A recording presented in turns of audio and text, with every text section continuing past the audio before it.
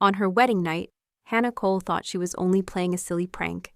But when she hid beneath the silk sheets of her marital bed, she didn't find a laugh, she found a viper. She overheard the chilling plan to strip her of everything: her inheritance, her identity, and the very foundation of her future. The joke was on her, and the laughter was ice cold. What began as a betrayal turned into a siege on her soul. A naive bride was shattered, and in her place, a warrior rose. She didn't break, she became the war itself. Before we begin this story, let me know where you are listening from in the comments below. My name is Hannah Cole. I'm 30 years old. And what I'm about to tell you today will forever change the way you see your own family. I used to believe wedding nights were supposed to feel sacred, soft, glowing, wrapped in the kind of warmth people write vows about. But when Marcus carried me through the door of that luxury high-rise in Dallas, all I felt was a quiet, uneasy hollowness. The condo looked like something ripped out of a magazine.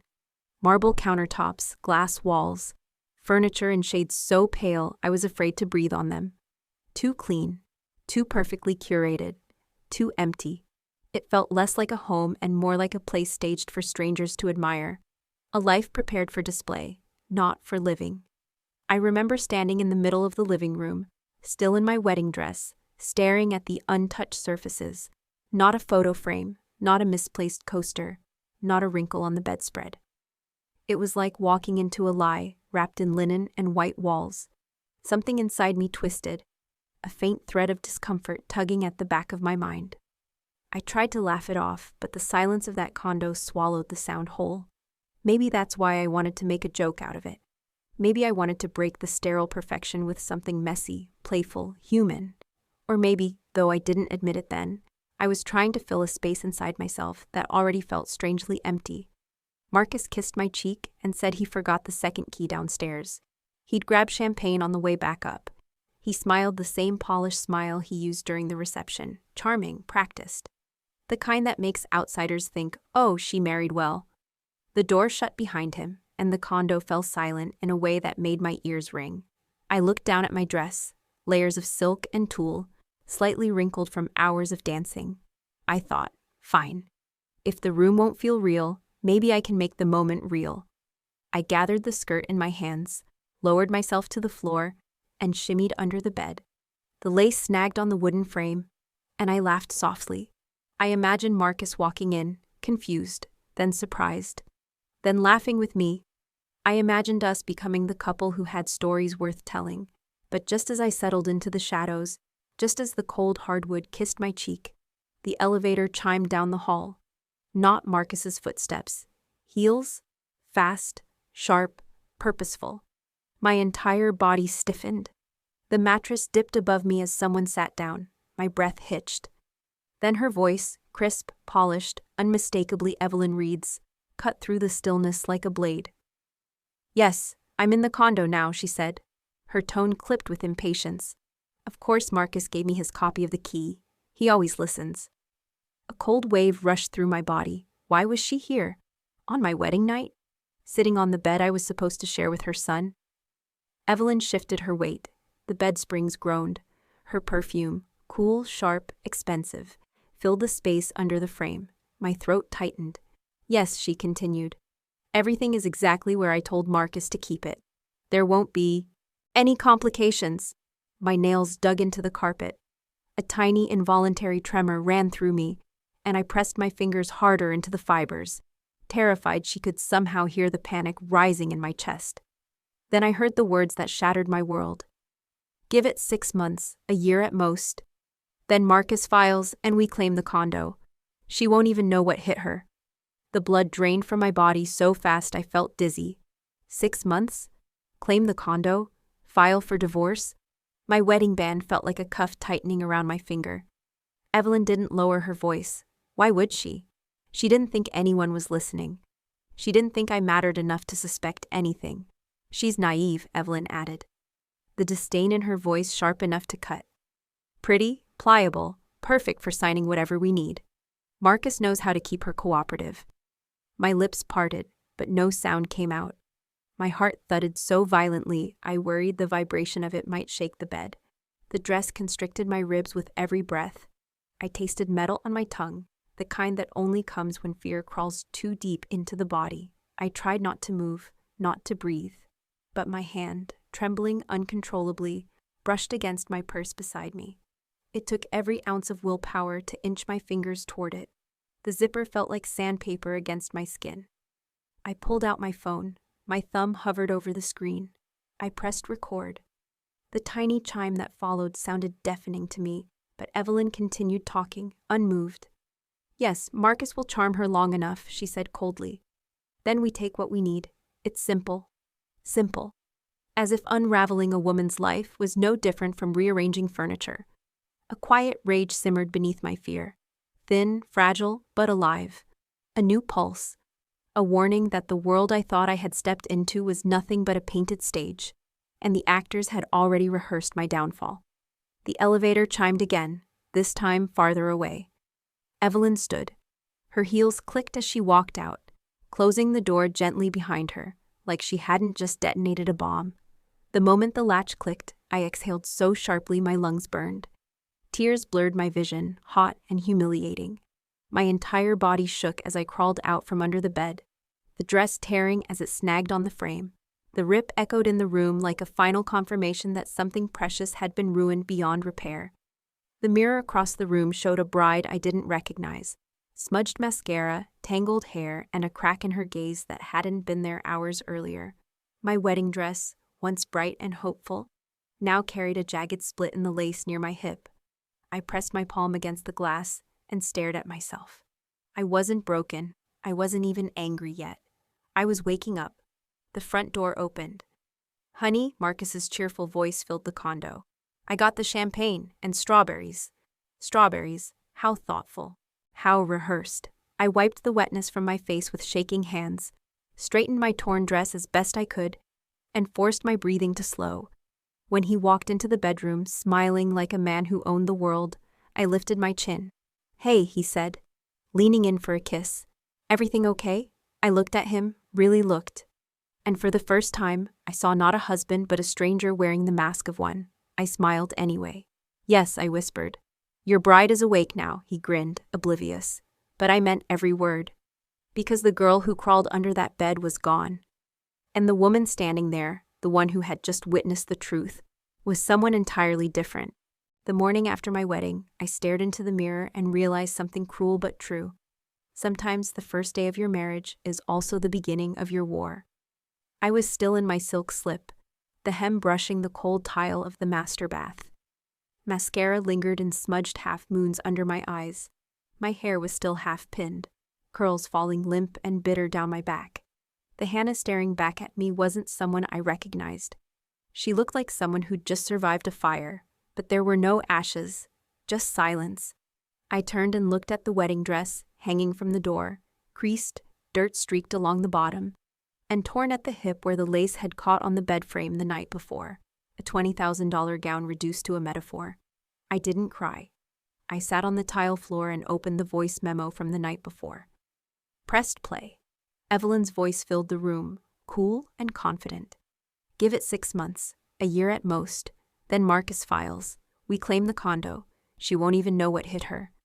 The audio cut like a scalpel, precise, surgical, lethal. I saved the file under a new name. 1. The plan. That was the moment I stopped being a bride and started becoming something else, something sharper. I picked up my phone and dialed the one person who would understand the gravity of betrayal better than anyone. "Dad," I whispered when he picked up, his voice still gravel from sleep. "I need you." There was a pause on the line, the kind that only lasts a second but feels like it holds the weight of 20 years. "Talk to me," Daniel Cole said. His voice snapped into clarity, as if he'd known this call would come someday. I told him everything, every word I heard under the bed. Evelyn's plan, Marcus's role. I didn't dramatize it. I didn't need to. My father was a man who lived in numbers, in evidence, in leverage. When I told him I had the recording, he exhaled slowly, like a man who'd just spotted his target through a sniper scope. "I'll have the deed moved into a family trust by noon," he said. "I'll call my lawyer. You sit tight. Don't show your cards. Not yet." And then, softly, "I'm proud of you." That almost broke me more than Evelyn's voice had. Next, I called Jenna Morales. She was my best friend, yes, but also the sharpest divorce attorney in the city. She once dismantled a corporate prenup clause in under 5 minutes on live television. Jenna didn't just practice law, she weaponized it. She picked up with a groggy, "You better be dying."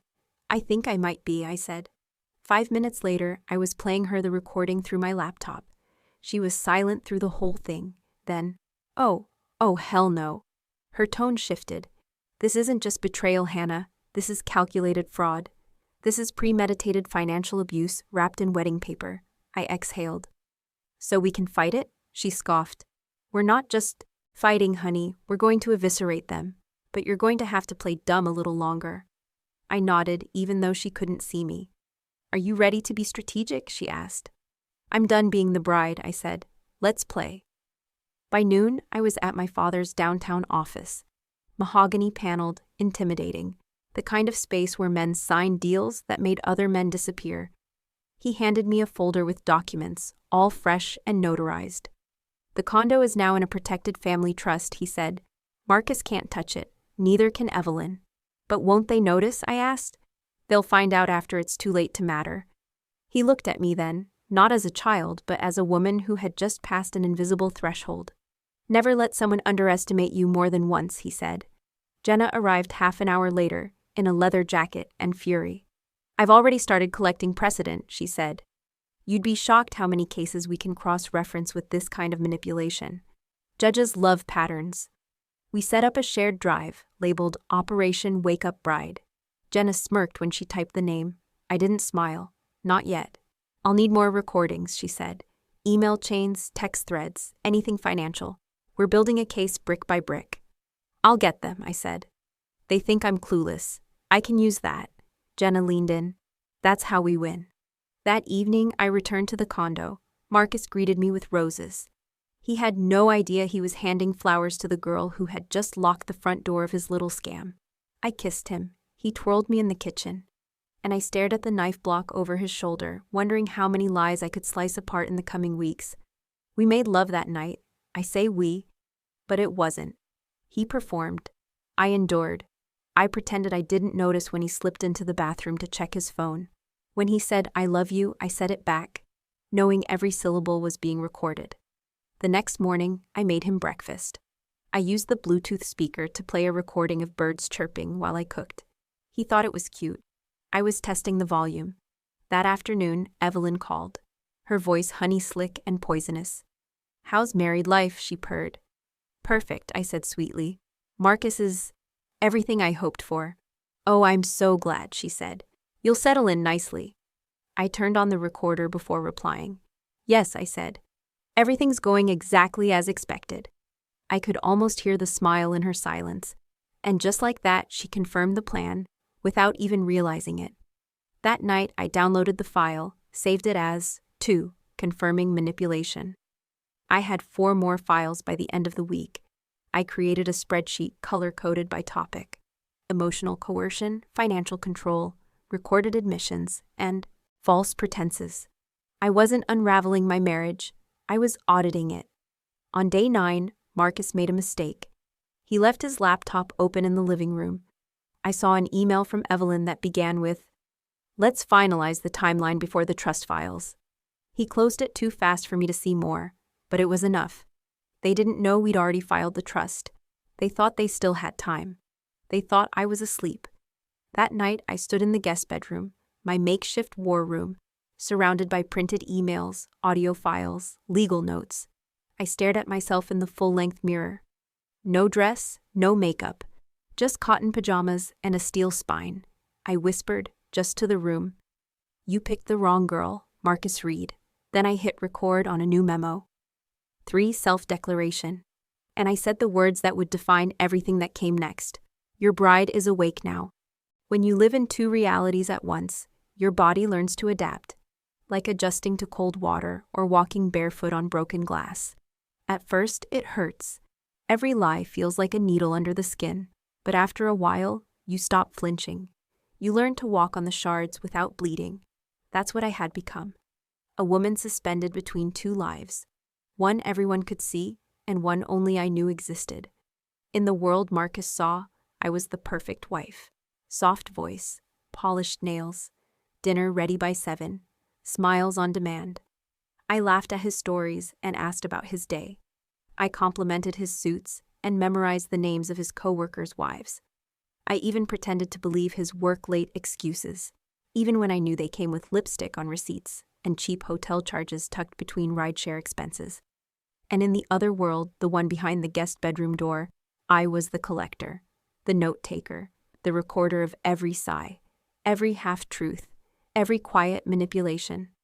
I lived in both of them for weeks, and each day, the gap between those two realities grew wider. The first major shift came on a Tuesday morning. I was pouring coffee when Marcus walked into the kitchen, grinning. "Hey babe," he said, casually sliding a few papers onto the counter. "Can you sign these for me? Just HOA paperwork. Nothing big." I didn't blink. "Of course," I said, taking the pen from his hand. But instead of signing, I scanned the first page. I murmured, my voice feather-light. "This looks like a deed-related document. Did the HOA start handling those now?"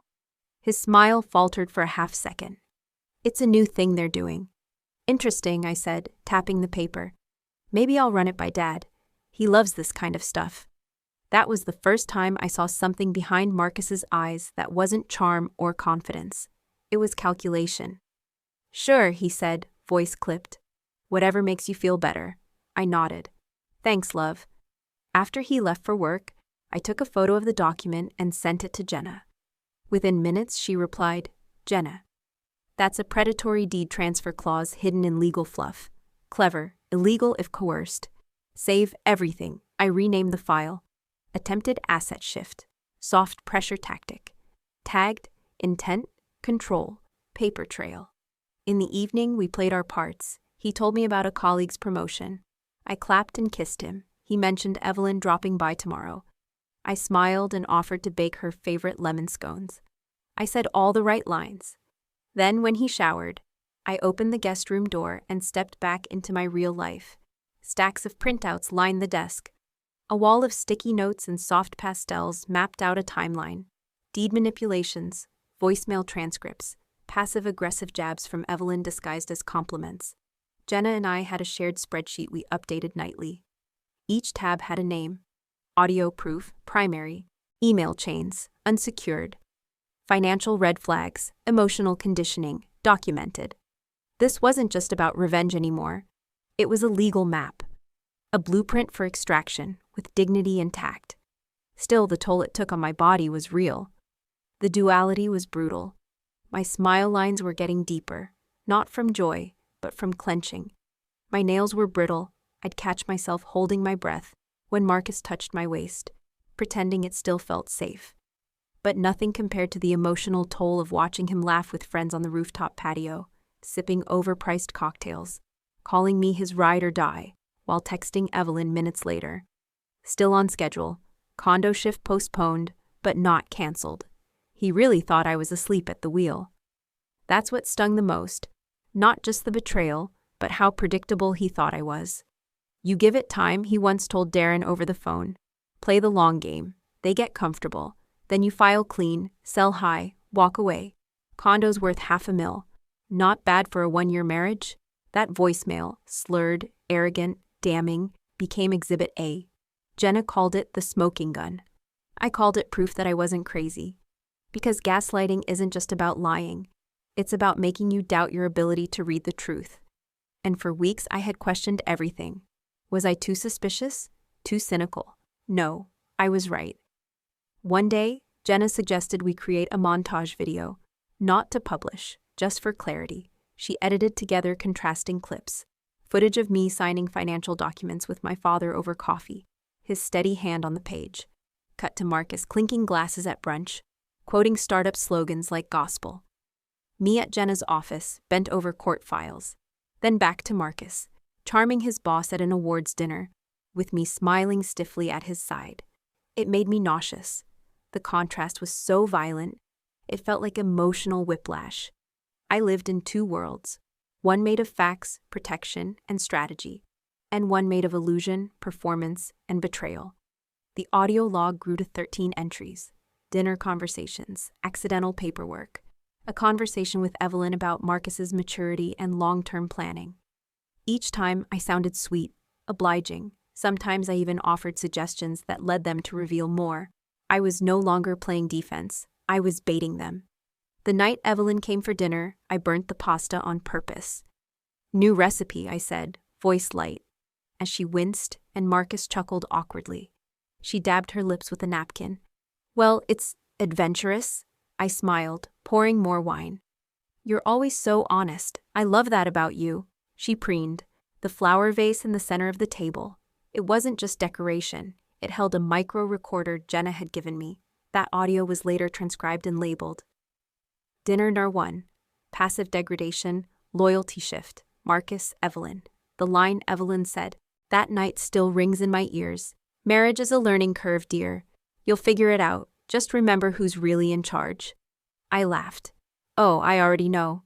After she left, I stood at the sink, scrubbing dishes, listening to Marcus ramble about his friend's upcoming bachelor party. I murmured encouraging things, nodded, kissed his cheek. Then, when he finally passed out on the couch, I stood in front of the mirror. Not the one in the bedroom, the one in the guest room, the one surrounded by evidence. I held my phone up to my face. My eyes stared back, clear, cold, unflinching. I pressed record and whispered, "Tomorrow night, Mrs. Reed. You find out who I really am. There's a special kind of cruelty in being told how lucky you are by the people quietly sharpening the knife behind your back." Evelyn's voice still echoed in my ears 2 days later. "She's softening, like I was a hunk of frozen butter on the counter, waiting to be shaped." Marcus's voice followed, smug and effortless. By the time we hit the 1-year mark, the condo's ours. The recording was crisp, too crisp. Every word captured in stereo clarity. But it wasn't just the words that burned into me. It was the casual tone. Like this was just business. Like I was just a line item in their little investment plan. I saved that file under a new name. dinnertrapfinal.mp3 tags. Gaslighting, conditioning, manipulation, property intent. Jenna and I listened to it together in her office the next morning. She didn't speak for a full minute after it ended. Then she exhaled and said, "This is enough to crack a courtroom in half." I said nothing. I was already scrolling to the next file. Jenna didn't know it yet, but I'd already recorded 14 entries, some as short as 2 minutes, some over an hour. I didn't just want to win. I wanted a bulletproof pattern. Evidence so clear no one, not even Marcus, could twist it. Each file had names like passive control, Evelyn direct threat, condo clause, Marcus solo, call with Darren Evelyn suggestion transfer, trigger. It wasn't just an archive, it was a weapon. But that night's dinner had shown me something even more valuable than evidence. It showed me how comfortable they were, how certain they were of my ignorance. That arrogance, I realized, was my real leverage, so I leaned into it. "Let's have another dinner," I said casually over coffee the next morning. "Bigger, something to celebrate us." Marcus blinked. "Like, a party?" I shrugged. "Why not? We're coming up on 4 months. I want to celebrate." He grinned. "You're full of surprises lately." "You have no idea," I smiled into my mug. The next 2 weeks were a performance art piece. I decorated, I invited friends. I even looped Evelyn in on the guest list. She offered to help me with the setup, and I graciously accepted, pretending not to see the thin veil of control in her smile. "I'll bring the centerpieces," she said. "Great," I replied. "Just make sure they're not too tall. I want everyone to see each other." Because they needed to see everything. I spent my mornings prepping menus and table layouts, my afternoons in Jenna's office reviewing more files, and my evenings with Marcus, pretending I still liked the way his hand fit at the small of my back. I wasn't sleeping much. My body was always humming, always braced, like a soldier just beneath the surface of battle, but I never wavered, because I knew what was coming. 3 days before the dinner, Evelyn came by the condo unannounced. She walked in with bags of candles and linens, talking nonstop about elevating the mood. I let her take control. I let her believe she was still the queen of this game. As she set the table, she asked casually, "You know, some couples start rethinking property titles by now. It's practical, you know. Just in case." Marcus mentioned you hadn't signed those forms yet. I smiled. Oh, I totally forgot about them. She handed me a folded sheet. No pressure, dear, just something to consider. No rush. The signature line was blank. The transfer section, not so cleverly disguised as a joint ownership revision. She thought I wouldn't notice. I folded it neatly. I'll look at it tonight. She kissed my cheek. Smart girl. I added a new tag to my spreadsheet.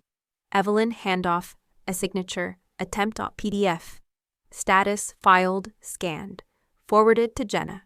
That night, I sat at my desk, looked at my open laptop, and felt something strange. Calm. Not joy, not vengeance. Just stillness. The kind you feel in the eye of a storm. On the morning of the dinner, I dressed in ivory silk. Nothing too formal, nothing too loud, but deliberate. Like a nod to the bride they thought I still was. The woman they expected to break quietly. I wore the same earrings I had on my wedding night. The table was stunning. Candles in low glass holders. Linen napkins folded into roses. Evelyn's centerpieces. Lush white flowers with just enough space for the hidden mic inside. Bluetooth speakers at either end of the table. Synced. Charged. I tested them twice. Jenna arrived first. She wore her courtroom face. Flawless makeup, steel heels, and the same calm fire I had seen in her when she once destroyed a hedge fund CEO on local news. You ready? She asked. I nodded. Guests arrived. Friends, Marcus's co-workers, Darren and his wife, Evelyn in pearls and champagne-colored heels. Marcus poured wine, kissed my cheek, called me his heartbeat, and I smiled. I watched every move, every twitch of Evelyn's mouth, every tilt of Marcus's head. I watched the way their eyes scanned the room, reading the social temperature like stockbrokers, and I waited. I waited for dessert. As people laughed and talked over plates of crème brûlée, I stood. Thank you all for being here, I said. Tonight means a lot. Marcus raised his glass. I reached down slowly and connected my phone to the Bluetooth speaker. There was a soft chime, just enough to catch Evelyn's attention. What's that? She asked. I pressed play and let the silence fall. For 5 full seconds, the room held its breath. Then Evelyn's voice filled the room. Give it 6 months, a year at most. Then Marcus files. We claim the condo. She won't even know what hit her. The sound was so sharp it sliced the air clean in two. Gasps. Forks dropped. Wine spilled. Marcus's smile cracked. What is this? He said, voice too loud. Hannah, what is this? I turned to face him. It's your voice, I said. And hers. The truth. Jenna stepped forward, placing a manila folder on the table. This is a legal summary, she said, of premeditated financial manipulation, emotional coercion, and attempted asset theft, all within the bounds of a fraudulent marriage. Silence again. A thunderous kind. Marcus looked around, panic dawning on him like fire rising in his throat. Evelyn stood, face drained of color. This is absurd. It's your voice, I repeated, calm as glass. And mine, finally awake. Some moments don't just change your life, they split it. Clean down the middle, before and after, light and shadow, wife and stranger. The night of the dinner was exactly that. The condo glowed under a golden filter of candlelight, soft enough to look romantic, bright enough to hide the rot roiling beneath the surface. Evelyn had helped with the decor, floating through the space like the overpriced ghost of some southern matriarch.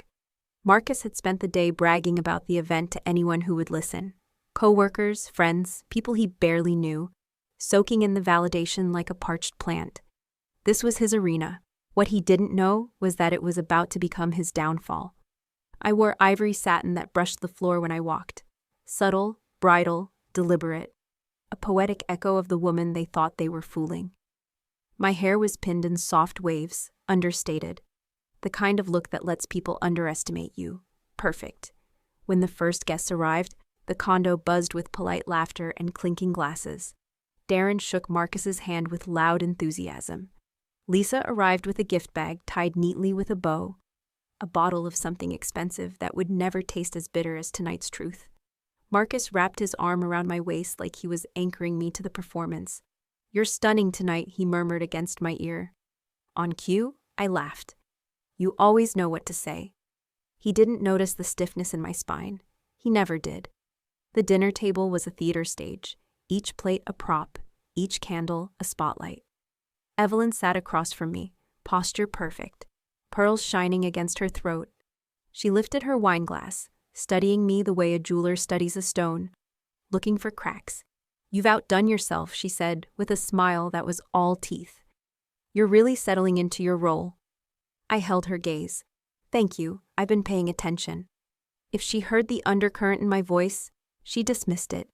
Evelyn only processed the truth when it suited her. As the meal progressed, conversations swirled. Stories about work, humble brags, Darren talking about his promotion. Laughter timed perfectly to Marcus's jokes, which he'd told at least 3 times before. But underneath the small talk, I felt it. The tension in the air stretching like a taut string. I waited until dessert. Caramel flan was served, each piece trembling slightly on the plate, fitting. I stood slowly, letting the chair scrape softly against the floor. Every pair of eyes lifted. Even Evelyn paused mid-sip. "Thank you all for being here tonight," I said, voice warm, steady. "These past months have been educational, and I want to honor that." Marcus chuckled nervously. "Babe, what's this about?" I picked up my phone. "I want to share something." A Bluetooth chime echoed through the dining room. One note, soft, innocent. Then the silence after. "Not innocent at all," Marcus frowned. "Hannah?" I pressed play, and the world stopped. Evelyn's voice, cold, precise, unhurried, poured from the speakers. "Give it 6 months, a year at most. Then Marcus files. We claim the condo. She won't even know what hit her." A collective inhale rippled around the table. Lisa froze mid-bite. Darren's eyes widened until they were all whites. The VP leaned back in his chair as if the sound had physically shoved him. And Marcus looked like someone had sucked the oxygen out of his lungs. "This is ridiculous," he blurted out. You edited that. She edited that." I turned the volume up. Evelyn's voice again, clearer, sharper, damning. "She's naive, pretty, easy to manage. Marcus knows how to keep her in line." My hands didn't shake. My breath didn't hitch. My heart didn't break. Not anymore. Jenna finally stepped forward, heels clicking like a countdown. She pulled out a thick manila folder and set it on the table. "These are verified transcripts, time-stamped files, and multiple documented attempts of asset manipulation by both Marcus and his mother." Gasps again. Whispers. Someone muttered "Jesus Christ" under their breath. Marcus reached for me, desperation twisting his face. "Hannah, baby, let's talk about this privately. This isn't what it sounds like." I stepped back. "Really?" I asked softly. "Because it sounds like you were planning to discard me before the ink dried on the marriage certificate." He shook his head. "It wasn't like that. It was my mom. She pressured me." Evelyn shot him a blazing glare. "Don't drag me into this." "Oh," Jenna interjected sweetly. "Don't worry, you're already in it." Marcus grabbed the folder and flipped through the pages, panic rising in waves. "Where did you get this?" he demanded. "From you," I said simply. "You gave me everything I needed. You just didn't realize it." The VP stood abruptly. "Marcus, is this true? Did you involve property fraud in your marriage?" Marcus sputtered. No, it's exaggerated. It's all exaggerated." I stepped closer to him. "Do you know what the worst part is? It's not the betrayal. It's how little you thought of me, how sure you were I'd never see through you." His mouth opened, but no words came out. Evelyn finally rose, fury trembling through her carefully curated poise. "You stupid, ungrateful little—" Jenna held up a hand. "The next words out of your mouth could be used in court. Choose wisely." For the first time all night, Evelyn was silent. The guests began gathering their things awkwardly. Chairs scraped. Apologies mumbled. No one looked at Marcus. No one looked at Evelyn. They avoided eye contact like the guilt might be contagious. Marcus followed me toward the hallway. "Hannah," he said, voice cracking. "You don't understand. I didn't mean to hurt you." I stopped, turned, looked at him, really looked. The man I'd promised my life to. The man who plotted to take my home. The man who thought love meant convenience. The man who underestimated me one too many times. "I do understand," I whispered. You wanted the condo, you wanted the image, and you wanted a wife who stayed quiet. A tear slid down his cheek. I was stupid, I was scared. So was I said. But I woke up. His voice dropped to a plea. Please, don't leave me with nothing. Finally, I stepped close enough that he could see the change in my eyes. Not anger, not revenge, not even victory. Just truth. I'm not your victim, Marcus. A breath. And I won't be your excuse. Then, after a quiet, devastating pause, goodbye. Not shouted, not trembling. Just final. I walked away as the weight of every lie he ever told collapsed behind me. There's a silence that comes after trauma, not the peaceful kind. The kind that echoes too loudly, the kind that hums beneath your skin, always reminding you what you escaped, and what it cost. In the weeks following my divorce, I didn't celebrate, I didn't toast, I didn't book a trip or post a quote about healing. I got up, I made coffee, I stared at the wall. I folded laundry. I tried not to think of the echo that lived in my chest where Marcus's voice used to be. Not his words, those were lies, but the space his presence occupied. The performance, the pretending. I didn't miss him. I missed having a version of myself I could believe in. So I started small. I moved out of the condo, not because I had to, but because I couldn't bear to sleep under the ceiling where Evelyn once sat and spoke of me like I was currency. I found a modest 2-bedroom house on the edge of South Austin, where the floor creaked and the faucet whined when turned too fast. But the windows opened without permission, and the backyard grew wildflowers by accident. It wasn't much, but it was mine. I painted the kitchen cabinets yellow, bought a mismatched couch from a thrift store, hung up sketches I'd hidden in a box for years. Slowly, I rebuilt my space. Work became my oxygen. Design meant clarity, structure. Math didn't lie. Walls didn't gaslight. If something didn't align, the system told you. You could fix it. You didn't have to guess how much pretending was required to survive the day. I kept my circle small. Jenna remained my closest point of contact, often texting me memes or legal gossip. My father checked in every Sunday. Evelyn stayed silent, thank God. The hardest part wasn't being alone. It was trusting peace. Peace felt foreign. Peace made me suspicious. And that's when I met James Carter. We crossed paths in the mechanical lab. He was arguing with a temperamental 3D printer, like it had betrayed him personally. "This thing hates me," he muttered, punching a button harder than necessary. "You're overriding the queue before the buffer resets," I said, stepping beside him. He blinked. "I'm what?" I smiled. "Double tap override. Wait 5 seconds. Then cancel. The buffer loop clears and reinitializes." He stared, then did exactly what I said. The printer whirred, then clicked into gear. He turned to me, smiling, not impressed, not performative, just grateful. "I owe you a coffee," he said. "You owe me your dignity," I deadpanned. He laughed, scratched the back of his neck. "Touché." His name was James, civil engineer, ex-Navy. Worked in load-bearing analysis and infrastructure systems. He spoke in full sentences, looked people in the eye, said, "I don't know," without apology. And he didn't recognize me as that woman from the Bluetooth speaker scandal, not at first anyway. We saw each other more after that, brief hallway conversations, shared elevator rides. He was always holding a thermos that smelled like black coffee and metal. I found myself looking for the sound of his boots. He didn't flirt. He didn't ask me out. He didn't try to fix me. He just showed up.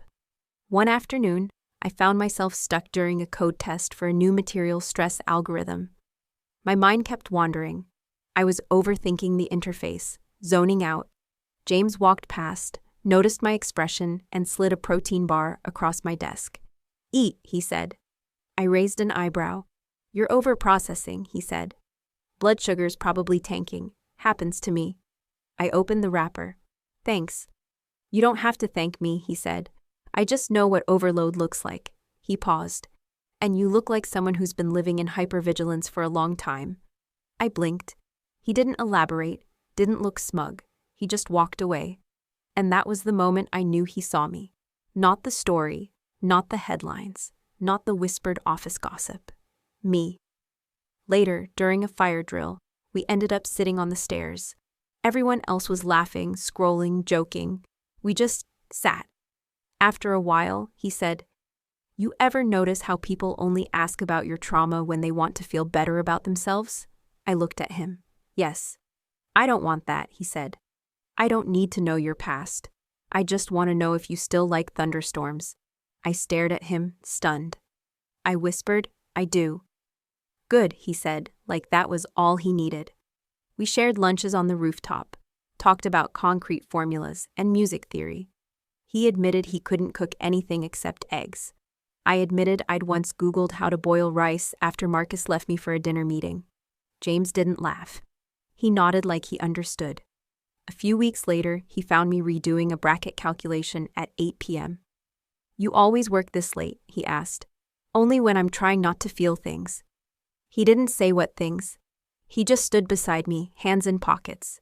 "You know," he said, "you remind me of load-bearing beams." I raised an eyebrow. "Because I'm stiff and rectangular?" He smiled. "Because people lean on you and you never complain. But the load doesn't vanish just because you carry it well." My throat closed. I didn't know what to say, so I just nodded. He added, "You deserve more than just surviving the structure."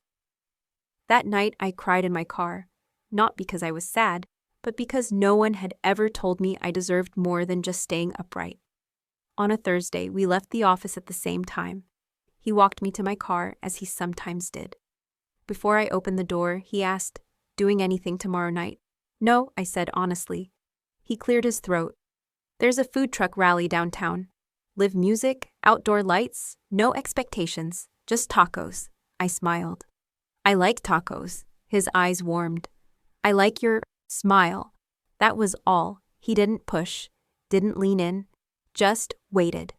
I said yes. That night, I stood in front of the bathroom mirror, holding my phone, trying to remember what it felt like to get ready without needing to be perfect. And for the first time in years, I didn't rehearse who I needed to be. I just showed up. As me. Not the broken wife, not the revenge story, not the girl under the bed, just Hannah. There was no orchestra, no white doves, no flower wall for Instagram, just the hush of oak trees, a handful of folding chairs, and the man I chose. James stood at the end of a short path of wildflowers, wearing a suit that didn't quite match and shoes he only brought out for weddings and job interviews. His smile wasn't performative. It was quiet, grounding, like bedrock. We married on a late spring afternoon in the backyard of a friend's farmhouse. My father walked me down the makeshift aisle, holding my arm tighter than necessary, his eyes damp but proud. Jenna cried through the entire ceremony, dabbing her eyes with the edge of a cocktail napkin. It was small, sincere. Just us. No performance. No audience beyond those who mattered. The vows weren't scripted. I told James, "You don't rescue me. You remind me that I was never broken." He whispered, "I just saw you clearly." That was enough. Afterward, we bought a modest house a few blocks from a library and a park. It smelled like cinnamon and wet leaves when it rained. There was chipped paint on the back door, a small dent in the hallway where a previous owner moved furniture carelessly. We didn't fix everything right away. We lived with the imperfections, and then came the kids. Emma arrived first, a fierce, wide-eyed storm wrapped in a pink blanket. Then Luke, quieter, with deep eyes like his father. Our home filled with crayon marks, mismatched socks, and giggles that echoed into the night. The refrigerator turned into a canvas of stick figure art and crooked spelling. There were nights we were exhausted, times James and I argued over nothing and everything. But each fight ended in a return to center. Not silence, not pretending. Just honesty. We made a rule. No going to bed with resentment tucked under the pillow. I taught Emma about boundaries early. When she cried after a classmate mocked her drawing, I sat beside her on the kitchen floor and said, "It's okay to be angry. What they said wasn't kind. Your feelings are real, and you're allowed to tell someone when they hurt you." Her eyes searched mine, wide and cautious. "Even adults?" she asked. "Especially adults." I wanted our kids to grow up with truth as muscle memory, not something they had to learn the hard way. James was gentle but firm, a man of quiet consistency. Every morning he made breakfast, nothing fancy, just toast and eggs, but always with intention. He left sticky notes in Emma's lunchbox with silly doodles. He taught Luke how to build a birdhouse, even though it leaned like a drunk sailor. He never shouted. He listened more than he spoke. Sometimes I watched them from the porch and wondered what my life might have looked like if I'd stayed. If I'd accepted Marcus's version of love, the kind that came with conditions, strategies, timelines. This life was different, not perfect, but whole. On rainy weekends, we had pancake mornings with music. Luke liked to wear his superhero cape while flipping pancakes, and Emma danced barefoot on the kitchen tiles. James always made too much batter, and flour coated the counters like snow. I didn't mind. This chaos was warm. There were scars still, not visible, but emotional. I would flinch sometimes at certain phrases. I would tense when someone raised their voice too quickly. But those moments came less often. And when they did, James noticed. He didn't try to fix me. He sat with me, held my hand. Let the silence pass before asking if I needed space or closeness. I had never known that kind of love. One Sunday, we went to the park. Emma and Luke were chasing bubbles. James was helping another dad fix a stroller wheel. I was picking up juice boxes when I heard a voice that slowed my breath. Hannah, I turned. And there he was. Marcus, thinner, older, lines near his eyes deeper. He held the hand of a small girl with the same jawline as his. His new wife stood nearby, distracted by a phone call. For a moment, the world went quiet around us. He didn't smile, he didn't posture. He simply nodded. "You look well," he said. "I am." A pause. Then softly, "You were right to leave. I wasn't a good man back then." I studied him. There was no pity in my chest, no victory, just a quiet acknowledgement that the past no longer owned me. "I hope you found your peace," I said. He nodded, glanced at his daughter, trying, every day.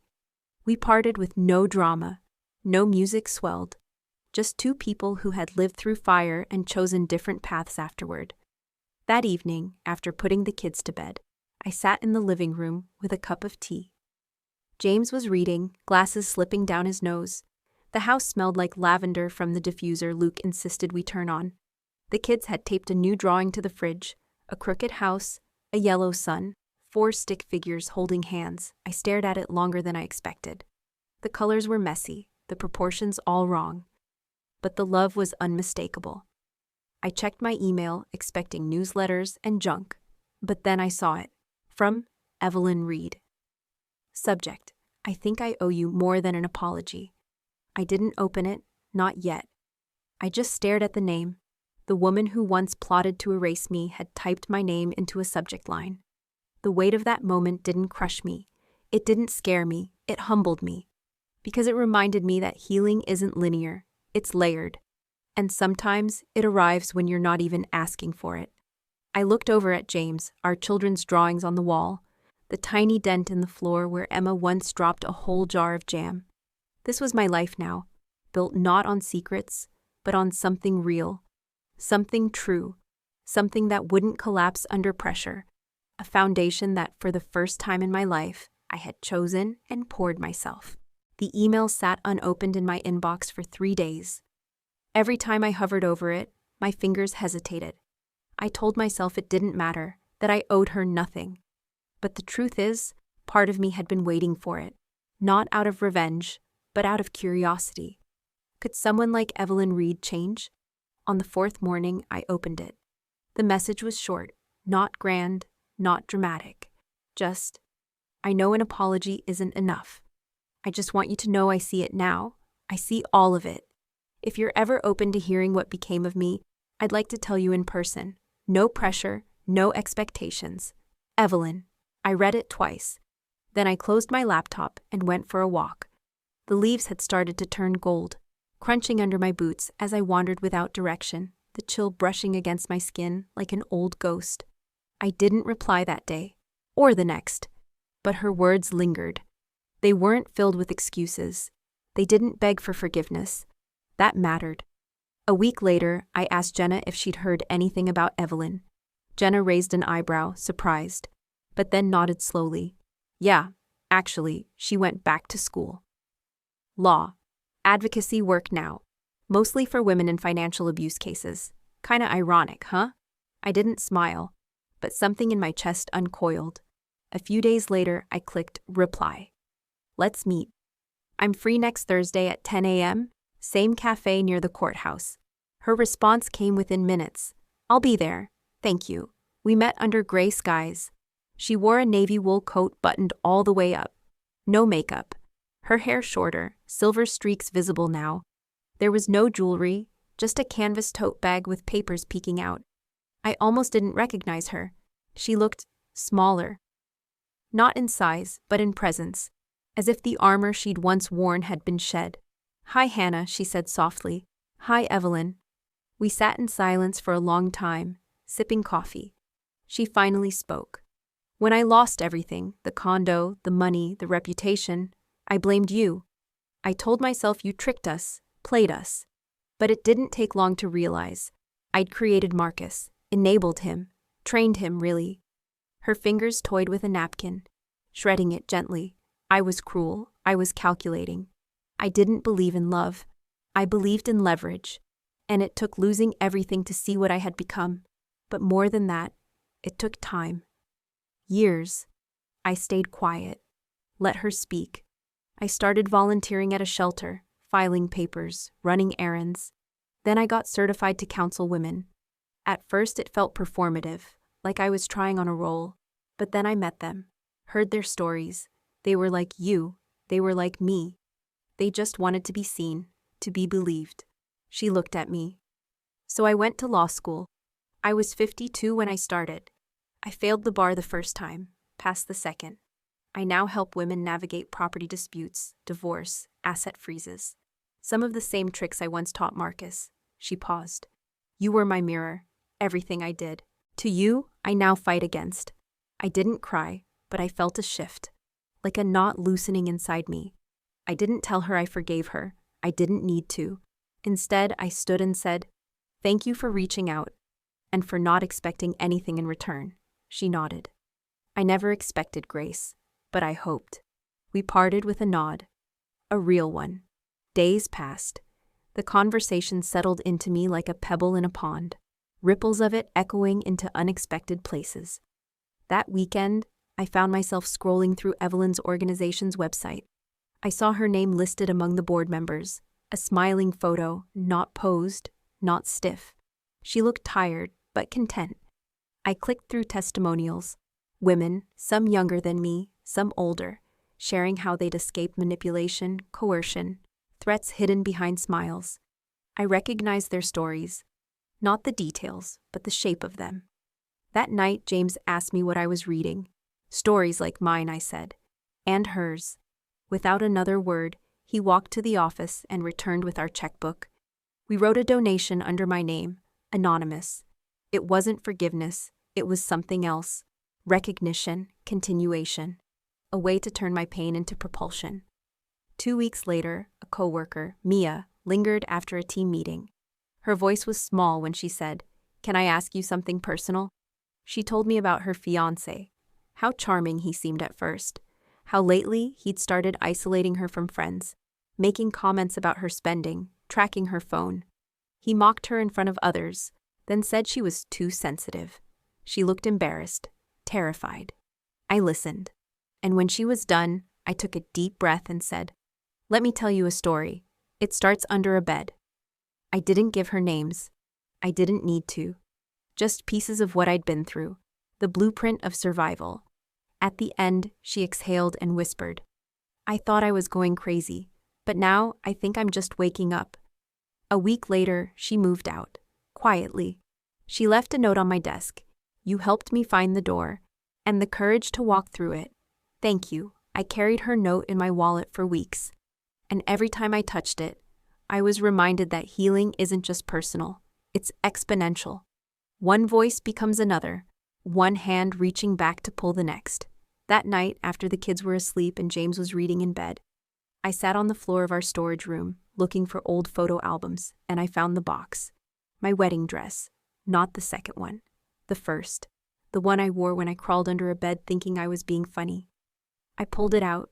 The lace was still intact, a little wrinkled, a little faded.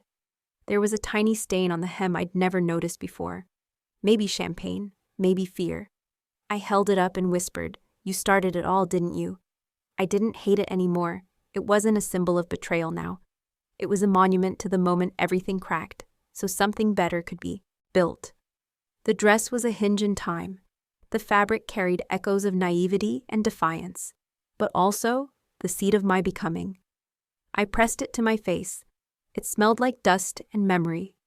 I packed the dress carefully, tied it with a ribbon, and placed it on the highest shelf, not as a warning, but as a reminder that sometimes the worst nights of your life become the start of your truest ones. And sometimes, even the people who hurt you the most find their way back to the light, just like you did. The hospital room smelled like antiseptic and old cotton sheets. Daniel lay still, his chest rising and falling with a steadiness that belied the storm inside his body. Open heart surgery, the doctors had said. A long recovery, a high risk, but necessary. I sat beside him, my fingers curled around his hand, my thumb tracing the same scar on his knuckle I used to hold as a little girl. He opened his eyes, groggy, but aware. "Still here?" "Always," I whispered. He smiled weakly. "Family is the only thing that matters in the end. You remember that, Hannah. Not houses, not names, not fights, just family." His words stayed with me as he drifted back to sleep. Over the following weeks, I balanced work, hospital visits, and parenting with a grace I hadn't known I possessed. James held me in the kitchen when I came home late, whispering, one day at a time, into my hair. Emma left me sticky notes with hearts on my pillow. Luke offered to cook dinner, even if that meant microwaved mac and cheese 3 nights in a row. We became a team, and the love in our house turned practical, gentle, persistent. And somewhere in the rhythm of that chaos, something shifted. Not just in how I moved through the world, but in how I saw myself within it. I was no longer just surviving. I was building, shaping, leading. When Dad returned home, thinner but stronger, I decided it was time. Time to give back what life had given me in its own twisted way. I founded a scholarship fund, small at first, but real, for women recovering from financial abuse. We partnered with vocational programs, housing support services, and local law schools. I named it the Foundation Grant, because that's what they need, I told James. Not just escape, a real place to stand. He nodded. "And you built that." We hosted our first fundraising dinner in the basement of a community center. The food was simple, the chairs didn't match, but the room was full of warmth, of stories, of women brave enough to start over. When the first recipient received her award, I cried. Not loud, not for anyone to see, but in the quiet corner of the room, I let the tears come. She looked like I had once looked, nervous, hopeful, unsure. And just like that, the full circle started to close. One Sunday morning, Emma, now 16, sat at the kitchen table flipping through a dusty photo album I hadn't touched in years. "Mom," she asked, pointing to a picture. "Who's that in the wedding dress? That's not Dad, right?" My breath caught. It was me. The first wedding. The one no one talked about. I sat beside her. Luke wandered in, curious.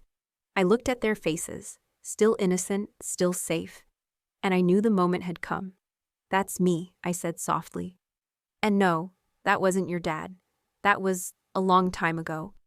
They waited, and so I told them. Not all of it, but enough.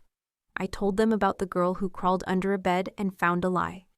I told them how she almost lost herself trying to pretend it hadn't happened, and how eventually she chose not to pretend anymore. They listened, wide-eyed.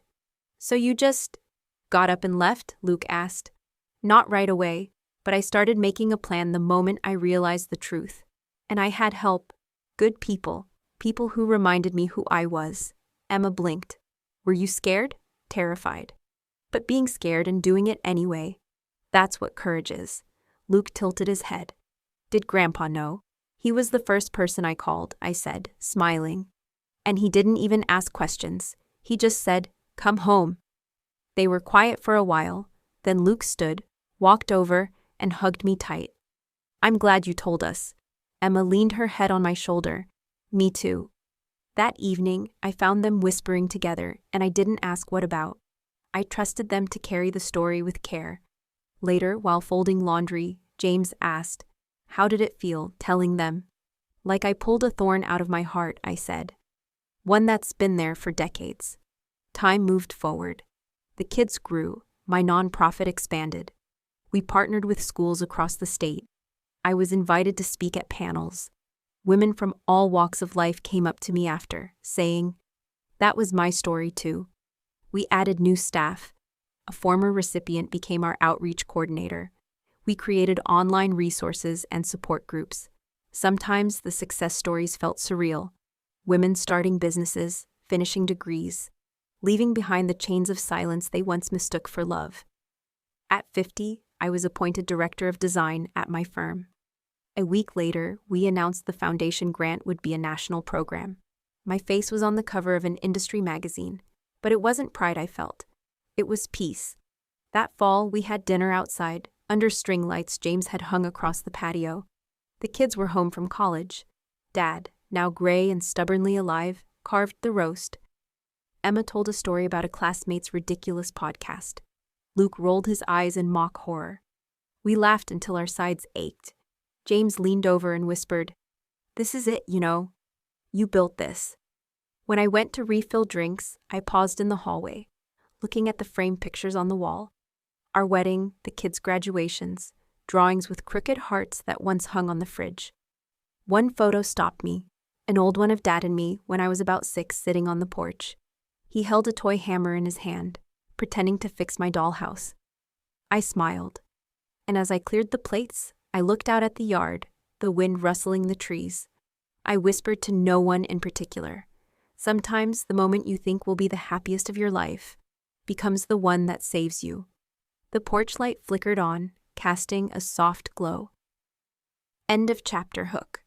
I glanced up at the attic window, where the box with the dress waited, and I thought, if I could go back, I'd still hide under that bed. We were on vacation, the kind that felt like an earned exhale. The beach house wasn't glamorous. Faded shutters, creaky floorboards, a stubborn front door that needed a shoulder push, but it had a soul. James and I had rented it for 2 weeks, a full house. Emma and Luke were home from college. Daniel had come with his crossword puzzles and wide-brimmed hat, and our grandkids, giggling whirlwinds, ran barefoot across the porch. I sat on the wooden steps with a glass of iced tea, watching waves collapse in slow applause. Salt wind tangled in my hair. My bare feet pressed into sun-warmed planks. It felt like being held. James joined me, balancing a glass of water and a bowl of cut mango. He sat beside me in the way only someone who'd known your deepest fears could, close enough to touch, but silent when words weren't needed. After a while, he asked, "Do you ever wish it had been easier?" I turned, met his eyes. There was no sadness in the question, only curiosity, a shared reverence for the road behind us. "No," I said softly. "If I hadn't hidden under that bed, I might still be stuck in a life that wasn't mine. I wouldn't have you, or them, or this mess, this joy. I'm the one who made the decision. That's mine." He reached over and took my hand, rubbing his thumb gently across the inside of my wrist. That small, silent movement reminded me of how far we'd come. Not with fanfare, but with persistence. That evening, we had a bonfire on the beach. Luke played guitar while Emma's son built castles with glow sticks for turrets. My daughter-in-law handed out marshmallows, and James poked at the fire like it was a sermon he had to tend. Daniel sat in a worn chair, half listening, half dozing. I caught myself watching them, overwhelmed by how far we'd come. Not just in miles, but in years, in selves. After the kids had gone to bed, Emma came and sat beside me. The fire had gone low, the coals glowing red like small hearts. She leaned her head on my shoulder and said, "You gave us this." I shook my head gently. "No, we built it. All of us. Together. I chose the right foundation this time." She was quiet, and then she said something that caught in my throat. "I tell my friends about you sometimes. About what you did. How you left and rebuilt, and never made your pain the center of your story." I blinked back tears, pressing a kiss to her forehead. "You're my story now." Later that night, after everyone had gone to bed, I sat alone in the living room. The air was thick with the scent of salt and citronella. I checked my phone and saw a news article Jenna had forwarded. Evelyn Reed honored for lifetime work in financial justice. There was a photo of her, older, softer, a silver pin shaped like a compass on her blazer. I stared at the screen for a long time. My stomach didn't knot like I expected. There was no bitterness left, only a sense of strange, settled understanding. A woman I had once feared now stood as proof that even the darkest corners could become doorways. I wondered if she ever thought of me, of what she took and what I took back, and whether, in some parallel way, we both ended up saving someone. Upstairs, in the attic of the beach house, I had stored the box, the dress. Emma had found it last summer while helping pack for the move. "Why do you keep it, Mom?" she had asked. "Because it reminds me who I became." Tonight, curious, I climbed the narrow stairs and pulled the box down. The air was dust thick, the wood groaned under my steps. I sat cross-legged on the attic floor, the dress across my lap, yellowed slightly with time, but still intact, still waiting, still sacred in its own way. It wasn't a relic of failure anymore. It was a relic of awakening. Footsteps padded behind me. My granddaughter, all freckles and flashlight, peeked in. "Grandma, what's that?" I smiled. "A dress, like a princess, maybe, but not the kind you read about in books." She came closer, touched the fabric gently. "It's pretty." I looked at her, really looked. And I said, "Sometimes, when you hide from someone, you end up finding yourself." She nodded, not fully understanding. But somehow, I think she would one day. She whispered, "Was it yours when you were my age?" "Older. It was for a night I thought would be the happiest of my life. It turned out to be the night that changed everything." She tilted her head. "Did it make you sad once?" I said. "But now it makes me grateful." She reached into the box and pulled out a small ribbon that had come loose from the bodice. "Can I keep this?" I smiled and nodded. "Of course." The next morning, we packed to leave. The kids filled the car with sandy flip-flops and half-finished books. James folded beach towels with military precision. I held the box, debating. And then, quietly, I walked to the shore and buried the dress, not to erase it, but to release it. A goodbye not to the memory, but to the pain tethered to it. I dug into the sand with my hands, salt air mixing with the sting of tears I hadn't expected. I whispered a simple prayer, not to God, but to the girl I had been. A thank you, and a farewell. As the tide pulled closer, I stood for a moment, letting the wind wrap around me. Not mourning, not rejoicing, just free. On my wedding night, I thought I was playing a silly prank. I crawled under a bed to scare my husband. Instead, I heard the truth that shattered my world and gave me a new one. If you're listening to this and you're in a life built on lies, remember, you don't have to stay. One choice, one moment of courage can change everything. And sometimes, by saving yourself, you save more people than you ever imagined. Sometimes the angel that saves you isn't in the sky. Sometimes she's the girl hiding under the bed. Sometimes revenge isn't loud. It doesn't burn bridges. It builds new ones. Hannah didn't destroy lives. She reclaimed her own. She didn't scream her pain. She turned it into purpose. In the end, the real victory wasn't exposing lies. It was choosing truth, even when it hurt. Choosing to walk alone before being loved wrong. Choosing to forgive without forgetting who she became along the way. If you've ever been Hannah or known someone hiding in silence, share your voice. Tell us, what would you have done under that bed? Your story might be the lifeline someone else is waiting for.